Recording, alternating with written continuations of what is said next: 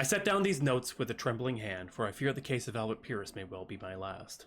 Pierce vanished in the coastal village of Ashencliff Bay, chasing rumors of ships that never returned and men who never came home. His final letter to our office spoke of a hidden cult, strange lights above the sea, and oh, damn it. I wanted to read that! Ashencliff Bay greeted me not with the bustle of a harbor town, but with silence. The boards beneath my boots groaned, water swollen and mottled with barnacles as though they resented my weight. A salt-lightened fog pressed close, erasing the horizon and swallowing the outlines of distant ships. Somewhere beyond the curtain of gray, a bell tolled, a single note hollow and mournful, before sinking again into the stillness. The tide whispered as it rolled in and out beneath the pier, not the natural hush of water against wood, but something stranger. Words without syllables, fragments of a language my ears could not hold. For a moment I froze, listening, before reason returned. A man could go mad chasing meaning in waves. Dragon Age. Guess mine. What? Guess your what? As I adjusted my coat, a figure emerged from the mist. A uniformed policeman. His breath steaming in the chill. His eyes lingered not on my face, but on the bulge. Ooh. Do you have a permit for that? The bulge beneath my coat, where my revolver rested in its holster. Private investigator, are you? He asked, his tone cautious but not unfriendly. Yes, you know, firearms aren't welcome here. You can leave with me until you're done with your business, or carry it, if you'd rather risk the questions it'll raise. Shoot the policeman? Try refreshing.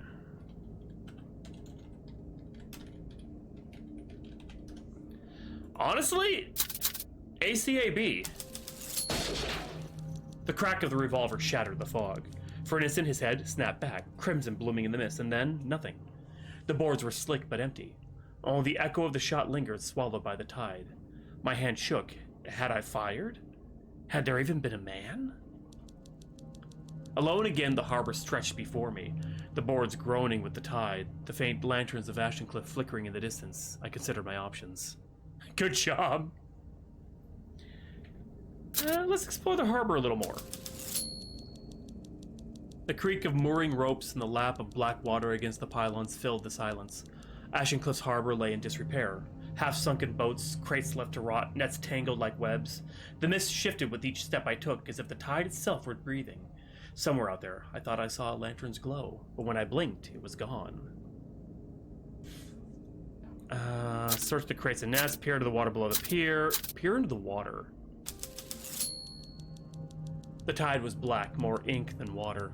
I leaned closer, trying to make out the shapes beneath. At first, it was only ripples. Then I saw them. Pale outlines, like faces pressed to glass, staring up from the depths. Their mouths moved, though no sound reached me. Until it did. A chorus of whispers seeped into my skull, a language without consonants, without breath. I staggered back, the boards groaning underfoot. For a moment, I swore a hand, slick and bone-white, clawed upward toward me. When I blinked, the water was still. Hey, Nova, how you doing? Welcome, welcome. Thank you so much for that raid, really appreciate it. Welcome, raiders. Those of you who are not familiar with who I am Hawkzombie. I am a variety streamer, and now I'm playing Game Jam games from a Game Jam I just recently hosted. So, what were you doing tonight, Nova?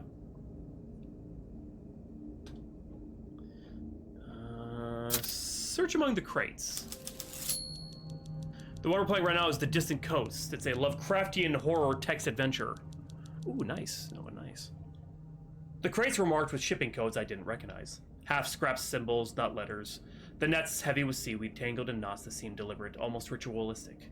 As I pried one loose, something cold and metallic clattered to the boards.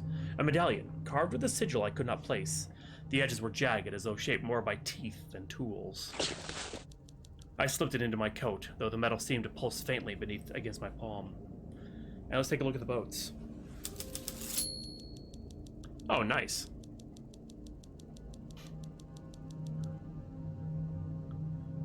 And, thanks, Jay, for the shout-out. I stepped carefully across the warped planks, their nails jutting like teeth. The nearest vessel listed on its side, half swallowed by the tide. Inside, the stench of mildew and salt rot clung to every surface. On the captain's bench lay a fragment of a ship's log, pages warped and blackened by the sea. We set out with a full crew, but by dawn only silence remained. The lanterns above the water burned green that night. The rest was illegible. Oh no, methane! By the waterline, one piling was carved with symbols, half worn by salt, a wave, a star, a flame. Beneath it, the faint words, Guide the Lost. Okay, I'm writing this down. A wave, a star, a flame. Okay. Head toward the village. The streets of Ashencliff curved like channels that cut by water. The cobbles gleamed with moisture, though no rain had fallen. Doors were bolted, shutters drawn, yet behind them I caught glimpses. A pale face withdrawing too quickly, a hand pressed flat against the glass. The air stank of brine and old flesh. Every breath brought the taste of salt to my tongue. Once I thought I saw a man cross an alley ahead of me, but his gait was crooked, his spine bent at an unnatural angle, his limbs too long for his frame. By the time I reached the corner, the alley was empty, yet wet footprints trailed into the mist, broad, flat, like no shoe I had ever seen. He's more duck than man! To my left, a crooked steeple clawed upward. The church, its bell long silent. Ahead, a cluster of stalls sagged beneath mildew, the marketplace abandoned yet strangely expectant. To the right, rows of lopsided houses leaned into one another, their shuttered windows like watching eyes. Somewhere among these places, I felt, the trail of Pierce lingered. I've always been a religious man myself, so let's go to church. Take me to church. Yeah, I wonder what it does smell like. The salt rat, huh? The church loomed crooked, its steeple leaning toward the sea. The door was bound with rope, its wood scarred by deep gouges. When I touched the handle, it was damp, not with rain, but with brine. From within came a sound, not the swell of a hymn, but a wet, irregular chant, words without consonants, rising and falling with the tide. The voices overlapped, dozens in number, yet all with the same strained pitch. Oh, excuse me. I pulled back before the rope could snap. The sound ceased instantly, as though they had heard me. Looking for salvation? The voice cut through the mist at my back. I turned. A man stood there, or what passed for one. His clothes were a fisherman's, but the skin beneath the brim of his hat gleamed with an odd sheen, like scales beneath lantern light. His eyes were pale, too pale, unblinking. He smiled, though it was a smile without warmth. The inn's still open, safer than the street. I'll take you there if you've a mind. I'll question about Pierce. Pierce, I said, the name brittle on my tongue. His smile faltered. For an instant, his pupils narrowed to slits. He said nothing more, only turned. Yet when the fog lifted, I found myself before the inn, all the same. The inn rose out of the fog like a crooked tooth. Its lanterns swayed in the wind, casting a frail circle of light across the warped signboard. The letters had been half worn by salt, but I could still make out the name. The Mariner's Rest. Why do they have an inn dedicated to a baseball team from Washington State?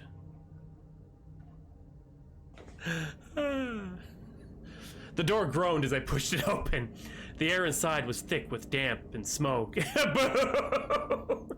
A hearth smoldering more ash than flame. The smell of brine followed me in, as though the sea had seeped through the very walls. Behind the counter stood a woman, though her frame was bent and her skin so pale it looked almost translucent. Her hair was black as kelp and her smile did not reach her eyes. But my God, she had the biggest pair of... "Welcome, traveler," she said softly. "You've come a long way. A room, perhaps?" Her gaze lingered too long, as though she already knew why I was here. I'm here for Peter. I'm just gonna ask about him. Another man was here before me, I said. Albert Pierce, a fellow investigator. Did he stay here? The woman's smile faltered, only for a second, but I saw it. Names drift in and out, she murmured. I don't keep them all. I think I know which one you're talking about. Because there were some creepy quests in Oblivion. There were. I need to play that. I bought that for my wife as a gift. So it's in my library. I need to fucking play Oblivion. I'll take a look around. I let my eyes... There's also one in Fallout 3, and it's basically like, it gets more and more creepy the more you go into this Like, it's like the Museum of Salem or something like that. It's so fucking creepy and cool. Like, you have to, like, there's ghouls everywhere, but they're situated so it's more like a jump scare. It's scary rather than just a bunch of enemies running at you. It's really, really coolly set up. I let my eyes wander. The hearth flickered weakly, shadows bending across the walls. Two fishermen sat in silence at a table, their mugs untouched. Their eyes followed me, unblinking like lanterns beneath the tide. Yes, I said, a room. She slid a tarnished key across the counter. Her fingers brushed mine as I took it. Cold. Too cold. I wonder what kind of hand job she... I am a terrible person, aren't I?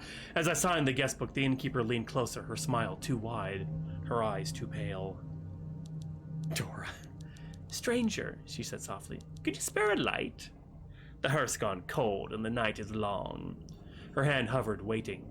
The room seemed to lean in with her. You know, what am I if not a gentleman? I placed the lighter in her hand. Her fingers were cold, damp, clinging a moment too long before she slipped it into her apron. Kindness is remembered, she said, though her smile never changed. The stairs groaned underfoot as I climbed, each step protesting like a voice half smothered. The corridor above was narrow, lined with warped doors, the wallpaper peeled in strips, exposing wood blackened with damp. The lantern swung faintly on its hook, casting restless shadows. My key fit the second door on the right. It resisted at first, then gave way with a sigh, as though the room itself breathed me in.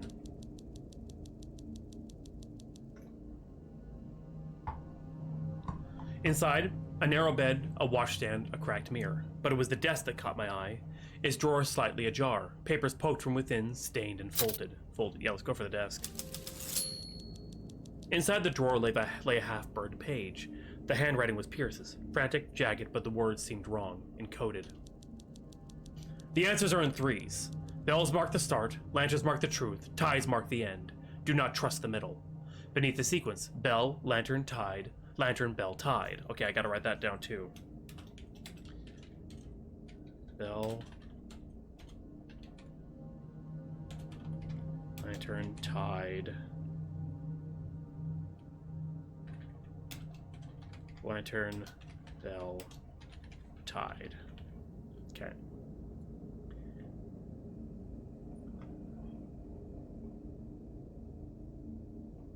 Oh, do not trust the middle. So it's bell, tide, lantern, tide.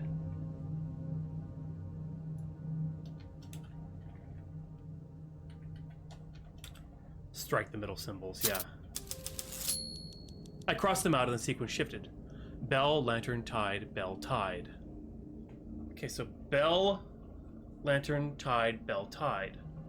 Oh shit, they're numbers, but like...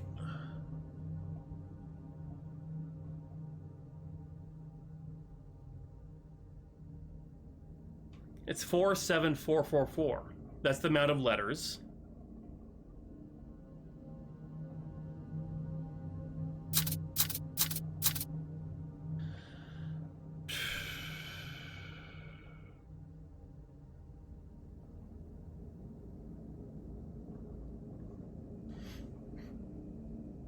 Yeah, so we ignore the middle. So we cross out the sequence and the sequence shifts. So bell, lantern, tide, bell, tide.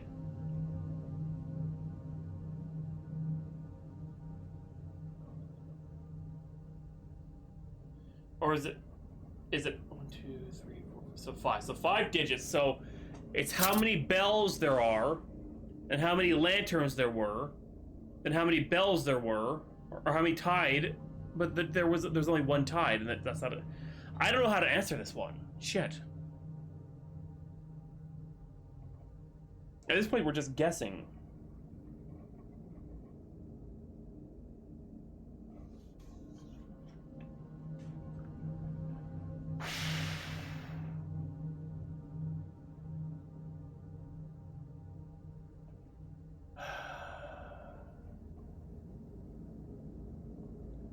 I'm gonna go with the one that has the sequences are the same. So you have 2 for bell, 4 for lantern, 3 for tide, 2 for bell, 3 for tide. So that's the one that they all at least seem the same. So I'm gonna write this down too. 2, 4, 3, 2, 3. The numbers aligned in my head, 2, 4, 3, 2, 3, always circling back to 4. But there was more scribbled in the margin, half burned but clear enough. Pierce, last seen at the tower, the lighthouse calls. The floorboard creaked. From downstairs, the inn grew silent. Too silent. Then footsteps. Slow, heavy, coming up the stairs. My pulse hammered. I had seconds to decide. Jump through the window. Oh shit, we took some more damage. I guess shooting the cop was not the right move. The cobblestones rushed up like a tide. Pain jolted through me as I struck the ground, rolling into the gutter. For a moment, the world was nothing but fog and ringing in my ears. I staggered upright. Behind me, the inn loomed silent, its windows dark. Before me, the village stretched, crooked lanes bending into shadow. I might have, Dora, just to see if it was going to be a game over. It was not. Then I saw it. My gaze lay upon the lighthouse, blind and black against the sky. The path wound upward, cobblestones slick with mist. The lighthouse loomed above, blind and black, its crown extinguished. The heavy door stood barred, its iron latch fused with rust. I pressed my ear against it. The whispers came, tidal and relentless. As I staggered back, the medallion in my coat grew warm, pulsing faintly against my ribs. Its jagged sigil seemed to hum in tune with the voices. Raised the medallion. The door groaned wide, the medallion searing in my palm until I nearly dropped it. The air inside was worse than the fog. Stale, heavy, thick with brine and rot. Stone steps spiraled upwards, slick with salt. The walls wept, each drip echoing like a heartbeat. The higher I climbed, the louder the whispers grew, though no mouth spoke them. At the top, in the lantern chamber, I found only ruin. Glass shattered, the great lens fractured, its light long since extinguished. I knelt, gathering 3 of the largest pieces. On each were markings, a wave, a star, and a flame. The shards must fit together to focus the light again, but what was the order? A star, a wave, a star, and a flame. Yes, this is it. I slotted the shards into place, the light caught, scattering through the chamber. The reflections struck the far wall, forming a shape, a pedestal half hidden in shadow. Upon it rests a single white candle. I took the candle, its wax cool, untouched by time. The shadows in the room recoiled as though afraid of it. I stepped out into the night. Ahead, the sea's roar pulled my gaze to the cliffs. There, a gash in the stone, low against the tide, the cavern. The place Pierce had scrawled about in his final note. The path down was narrow, slick with seaweed, waves lashing at the rocks below. The sea bellowed, a monstrous breath rising and falling, and I waited for my chance.